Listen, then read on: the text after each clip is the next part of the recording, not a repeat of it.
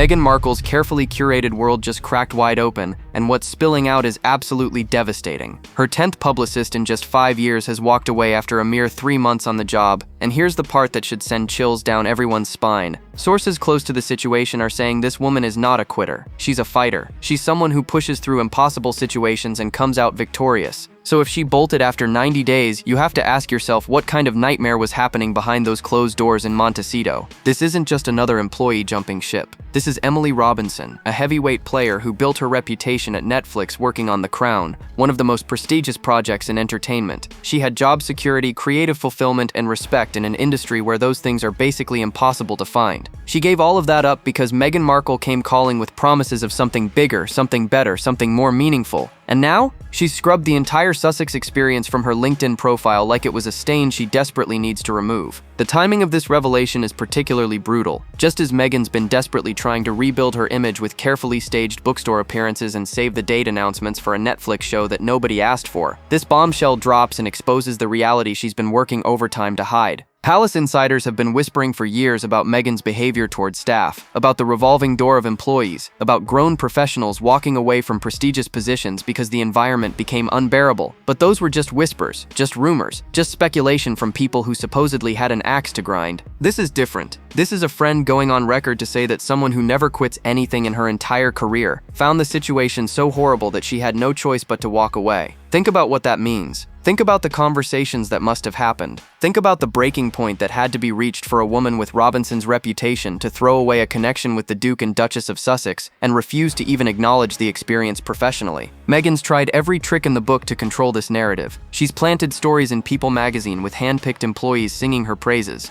She's shown up at events acting like everything's perfectly fine. She's launched PR campaigns painting herself as the victim of a cruel media establishment. But you can't spin away 10 publicists leaving in 5 years. You can't explain away a LinkedIn profile that pretends the job never existed. You can't charm your way out of a friend publicly stating that things must have been pretty horrible. The evidence is piling up, and the picture it's painting is absolutely damning. Emily Robinson wasn't just any publicist looking for her next gig. She was a Netflix insider, someone who understood how to navigate the treacherous waters of high-stakes entertainment publicity. She'd worked on The Crown, a show that required delicate handling of royal narratives, historical accuracy debates, and constant media scrutiny. If anyone seemed perfectly positioned to manage Meghan and Harry's public image, it was her. So when Meghan successfully poached her away from one of the most coveted positions in Hollywood, industry insiders raised their eyebrows but figured maybe, just maybe, the Sussexes had finally found someone who could turn their sinking ship around. That optimism lasted exactly 3 months, 90 days. That's barely enough time to understand the scope of a job like this, let alone execute any meaningful strategy. But somewhere in those 13 weeks, something went so catastrophically wrong that Robinson made the decision to walk away from what should have been a career-defining position. Sources say she left a few weeks ago, quietly, without the dramatic exit or public statement that sometimes accompanies these high-profile departures. She just disappeared from their team. The most telling detail in this entire mess is what happened next, or rather what didn't happen. Robinson's LinkedIn profile, the digital resume that every professional in her field maintains meticulously, lists every significant position she's ever held. The Crown is there. Her previous Netflix projects are there. Her earlier career milestones are all documented with appropriate pride. But her time with Meghan and Harry?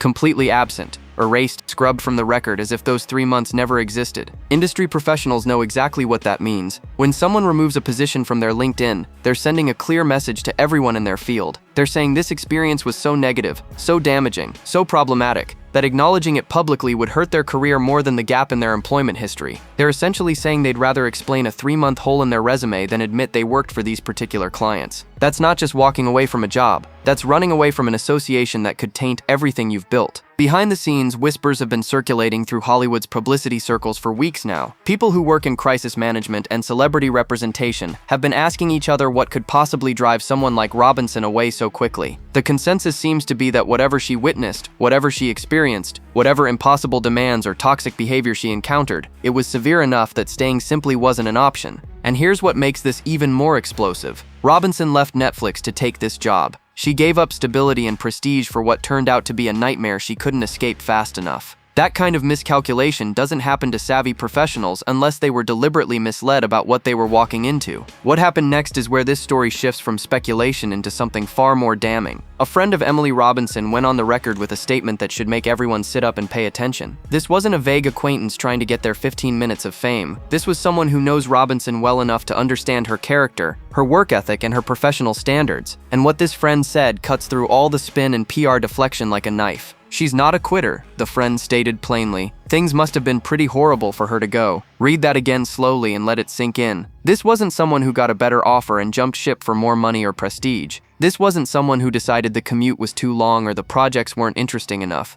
This was someone who encountered conditions so intolerable that walking away became the only rational choice, despite the professional consequences and the gap it would create in her carefully constructed career narrative. People who know Robinson describe her as a tough cookie, someone who's navigated the cutthroat world of Hollywood publicity and emerged stronger for it. She's dealt with difficult celebrities before. She's managed crisis situations that would make other publicists crumble. She's handled demanding clients, unrealistic expectations, and the constant pressure of keeping high-profile personalities in the public's good graces. None of that broke her. None of that sent her running for the exit. But 3 months with Meghan and Harry did exactly that. The fact that this friend chose to speak out at all is significant. Publicity professionals understand the unwritten rules of their industry. You don't publicly trash former clients, even when they deserve it. You don't burn bridges, even when those bridges lead to toxic environments. You smile, you stay professional, you move on quietly and let your work speak for itself. But when someone close to you witnesses what you went through, when they see the toll it took, when they understand that staying silent might allow others to walk into the same trap, sometimes the truth has to come out in whatever way it can. Palace insiders have been trying to tell these stories for years now, but they've been dismissed as jealous royal staffers or bitter ex-employees with axes to grind. But Robinson came from Netflix, not from the Palace machinery. She had no pre-existing bias, no loyalty to the institution that Meghan and Harry left behind. She was a neutral party who should have been able to evaluate the situation objectively, and her verdict, delivered through her friend's carefully worded statement, is clear. Working for the Sussexes was horrible. Not challenging, not difficult, not demanding. Horrible. That's the word that keeps echoing through this entire scandal, and it's a word that Meghan's team will never be able to spin away. Let's talk about what Emily Robinson gave up when she decided to take Meghan and Harry's offer. Netflix isn't just another streaming platform or entertainment company.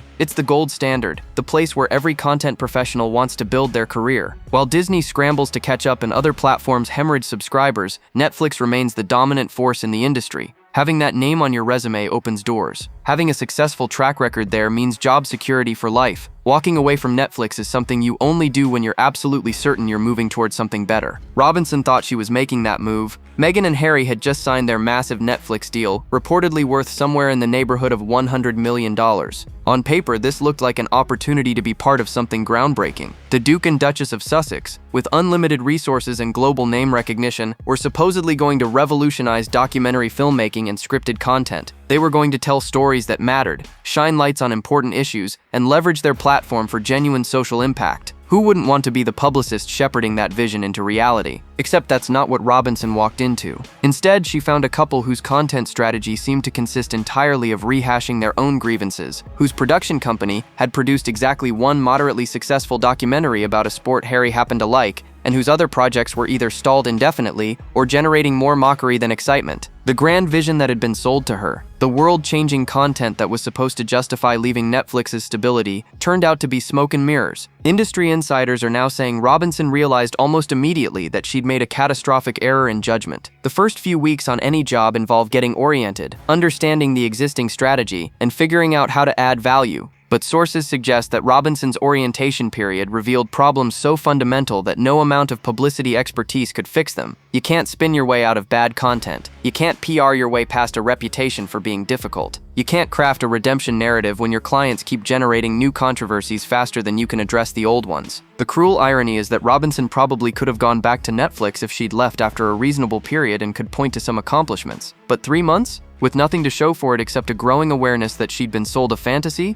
now she's stuck explaining this gap to future employers, hoping they'll understand that sometimes the smart move is cutting your losses before you're too associated with a sinking ship. There's an old saying in Hollywood that what you don't say is often more revealing than what you do say. Emily Robinson's LinkedIn profile is screaming volumes through its silence. Every publicist knows that your professional online presence is everything. It's how potential clients find you, how industry contacts track your career progression, how future employers evaluate whether you're the right fit for their needs. You list your victories. You highlight your successes. You showcase the high-profile names you've worked with because in this business, association with power and fame is currency. Robinson's profile tells a fascinating story through what it includes and what it conspicuously omits. Her work on The Crown is prominently displayed, and rightfully so. That show won awards, generated global conversation, and demonstrated her ability to handle sensitive royal content with finesse. Her other Netflix projects are all listed with appropriate descriptions of her contributions and accomplishments. Earlier positions from her career climb are documented methodically,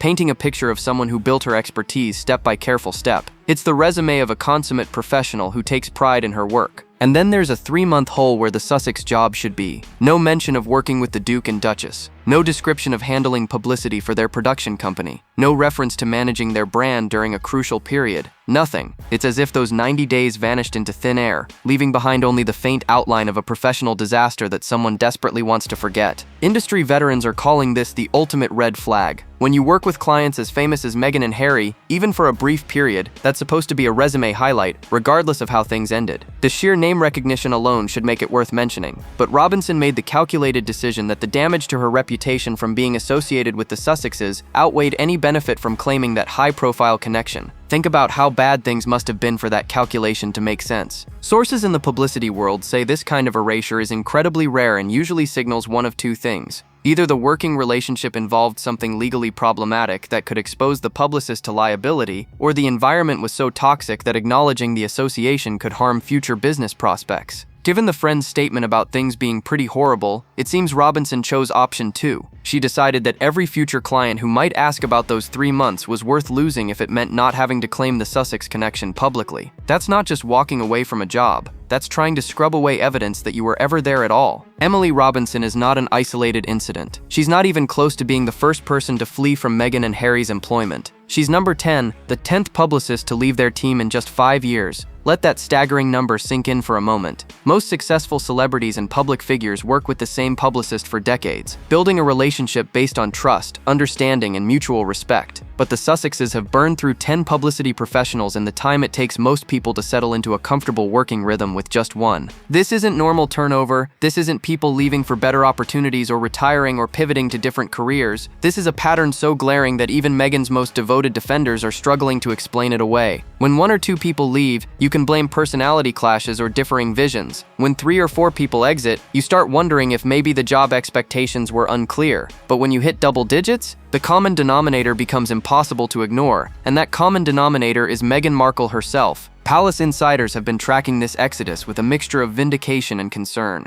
They remember the staffers who left Kensington Palace, the people who requested transfers, the employees who filed formal complaints. They watched as Meghan's team in the royal household dwindled, as experienced professionals who'd worked with the family for years suddenly decided they couldn't continue. At the time, Meghan's supporters claimed this was all evidence of a racist institution refusing to accept a biracial duchess. But now that the same pattern is repeating itself on American soil, far from palace protocols and British tabloids, that explanation doesn't hold water anymore. The Sussex team has tried various strategies to stop the bleeding. 2 former publicists, James Holton and Miranda, were reportedly promoted into non-PR roles, which industry insiders interpret as damage control. Keep them on the payroll, give them fancy new titles, and hope they stay quiet about whatever they witnessed during their time handling publicity. It's a classic move when you're desperate to prevent former employees from speaking publicly about their experiences. Promote them sideways, keep them inside the tent, and maintain some semblance of continuity even as the actual publicity department becomes a revolving door of increasingly desperate hires. Right now, the remaining communications team consists of Liam Maguire handling European communications and Meredith Maines serving as Chief Communications Officer. How long they'll last is anyone's guess. Given the pattern, given Robinson's rapid exit, given the friend's statement about horrible working conditions, it's only a matter of time before we're reading about publicist number 11 making their escape from Montecito. Back in February, Vanity Fair published a profile that sent shockwaves through the carefully constructed narrative Meghan and Harry had been building. The piece included a revelation that should have been a massive red flag to anyone considering working for the Sussexes. But clearly Emily Robinson either didn't read it carefully enough or thought she'd somehow be the exception to the pattern. A media professional who worked on their projects told the magazine something absolutely chilling about their experience with the Duchess. This person admitted that before working directly with Meghan, they'd read all the stories about her allegedly bullying palace aides. Like so many others, they dismissed these reports as tabloid nonsense, as exaggerations fueled by institutional bias, as the revenge fantasies of people who couldn't handle a strong American woman refusing to follow outdated protocols. The bullying allegations seemed too extreme to be true, too perfectly designed to paint Meghan as the villain. How could someone who spoke so eloquently about kindness and compassion possibly reduce professional staffers to tears? Then this media professional started actually working with her, and suddenly everything clicked into place. The stories they dismissed as impossible fabrications turned out to be, if anything, understated. The behavior they couldn't imagine actually happening turned out to be routine. On any given Tuesday, they said, this happened. Any given Tuesday. Not during high-stress moments. Not when things were falling apart or deadlines were looming. Just on regular, ordinary Tuesdays when there was no particular crisis or pressure to explain away the behavior. That phrase, any given Tuesday, is haunting precisely because of how casual it sounds. It suggests that the bullying wasn't an occasional lapse in judgment or a response to extraordinary circumstances. It was simply how Meghan operated on a day-to-day basis. It was her default setting, her normal mode of interaction with the people working for her. The professional who shared this with Vanity Fair made it clear that they weren't describing isolated incidents or one-off conflicts. They were describing a pattern of behavior so consistent that you could expect it to manifest on any random weekday. The fact that this person went on record, even anonymously, speaks to how severe the experience must have been. People in the entertainment industry generally don't burn bridges publicly. They move on quietly. They maintain professional courtesy. They keep their horror stories for private conversations over drinks. But something about working with Meghan was so egregious that this professional felt compelled to warn others through the pages of a major publication. They couldn't stop Robinson from walking into the trap, but they'd done their best to leave a trail of breadcrumbs for anyone paying attention. If the Vanity Fair piece was concerning, the Hollywood Reporter article from last September was absolutely devastating. The publication, known for breaking major entertainment industry stories, dropped a bombshell that painted a portrait of Meghan so disturbing that it's a miracle anyone agreed to work for her afterward. Yet somehow, Emily Robinson still took the job months later, either unaware of these reports or convinced she could handle what others apparently could not. The sources quoted in that piece didn't mince words. Everyone's terrified of Meghan, one insider revealed. Not uncomfortable, not anxious, terrified. That's the word they chose, and it speaks to a workplace environment that goes far beyond demanding or high pressure. Terror implies a constant state of fear, an awareness that at any moment things could explode, that no amount of hard work or dedication will protect you from becoming the target of her wrath. The source continued with details that should have sent every publicist running in the opposite direction. She belittles people, they said flatly. She doesn't take advice. This is someone who hired experts, professionals at the top of their field, and then refused to listen to anything they recommended.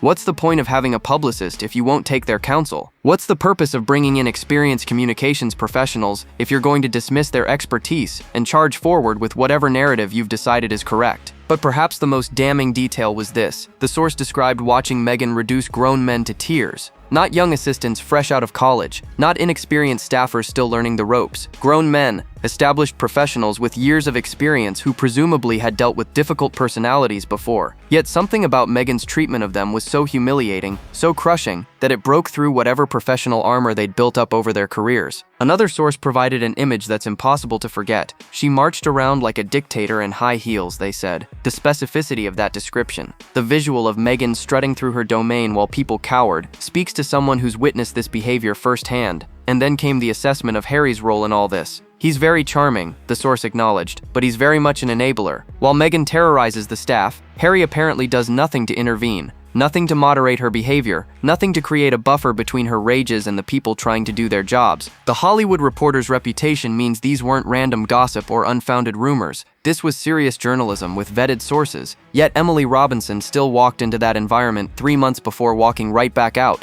Sometimes the warnings are there in black and white, but people don't believe them until they experience the nightmare themselves. When the Hollywood Reporter piece detonated across the internet, Meghan and Harry's team knew they had a crisis on their hands. You can't have multiple sources describing the Duchess as a dictator who reduces grown men to tears without doing some serious damage control. So they deployed the oldest trick in the celebrity crisis management playbook. They ran to People magazine with a carefully orchestrated counter-narrative designed to paint Meghan as a misunderstood saint being crucified by jealous haters. The People feature rolled out with a parade of current and former employees who supposedly couldn't say enough wonderful things about working for the Sussexes. These hand-picked testimonials praised Meghan's kindness, her thoughtfulness, her dedication to treating staff with respect and dignity. They talked about birthday cards and personal touches, about feeling valued and appreciated, about working for someone who genuinely cared about their well-being. It was a masterclass in reputation rehabilitation, at least on the surface. But anyone paying attention could see the strings being pulled. The timing was too perfect. Coming mere weeks after the Hollywood Reporter bombshell,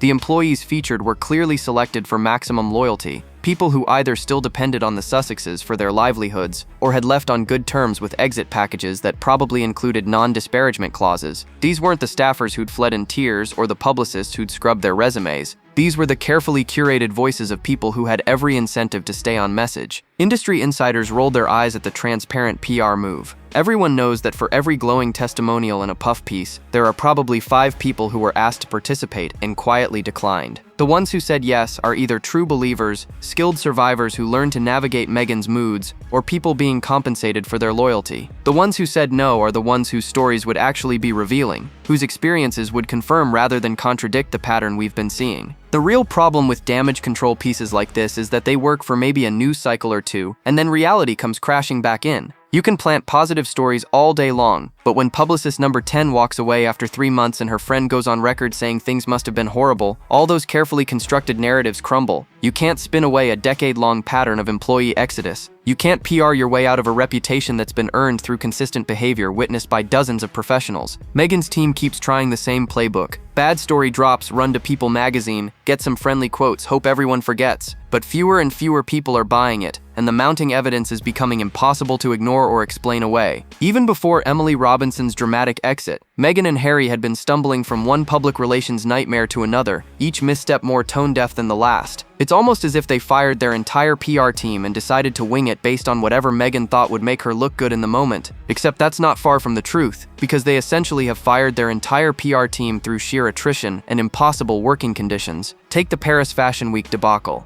Most celebrities who attend Fashion Week are invited by designers, by brands, by the organizing committees. They're there because someone wants them there, because their presence adds value or prestige or media attention that benefits the event. But word on the street suggests Meghan essentially invited herself, reaching out to ask if she could attend rather than waiting for an actual invitation. The desperation of that move, the need to be seen at a prestigious event, regardless of whether she was actually wanted there, spoke volumes about how far her star has fallen. Then came the Instagram post that left everyone absolutely speechless. Meghan or someone on her team decided it would be brilliant to film content in the same tunnel where Princess Diana died. Not near it, not in the general vicinity. The exact route that Diana's car took on that tragic night in Paris. The insensitivity is staggering. The complete lack of awareness about how this would be received is mind-boggling. Any competent publicist would have stopped this immediately, would have explained in the clearest possible terms why this was a monumentally bad idea. But either no one told Meghan no, or she ignored the advice and did it anyway. Her appearance at the Fortune magazine Most Powerful Women event drew criticism for different reasons. Sources say she showed up acting as though she belonged among actual corporate titans and political leaders, women who've built empires or shaped policy or created lasting change. What has Meghan built?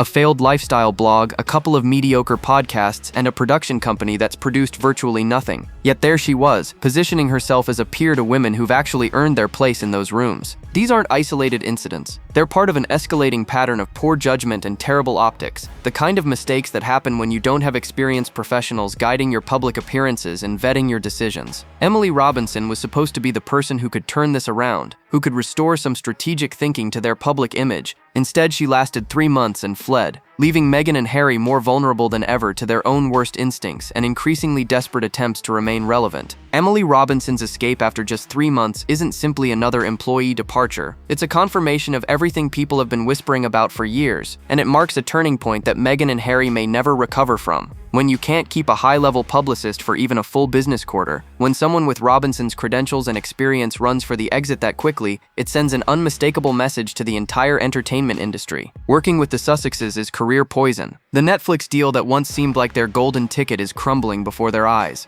With Love, Meghan barely generated any buzz beyond mockery, and now with Robinson gone, there's no experienced voice left to salvage whatever comes next. Industry insiders are openly speculating that Netflix is looking for any excuse to cut ties completely, to write off the Sussexes as a failed experiment, and move on to creators who can actually deliver content people want to watch. Without a skilled publicist to manage that relationship and spin whatever projects they might still have in development, the end of that $100 million deal seems inevitable. Hollywood has essentially turned its back on them. The A-list celebrities who once posed for photos with Meghan at events have quietly distanced themselves. The powerful producers and directors who might have taken meetings based on their royal connection are no longer returning calls. Nobody wants to attach their name to a brand that's become synonymous with difficult behavior, staff turnover, and projects that fail to launch. Robinson's departure after 3 months will only accelerate that isolation. The Publicist exodus also means that future hires will demand hazard pay or refuse the job entirely. Word travels fast in the publicity world. Everyone now knows that Robinson lasted 90 days, that her friends said things were horrible,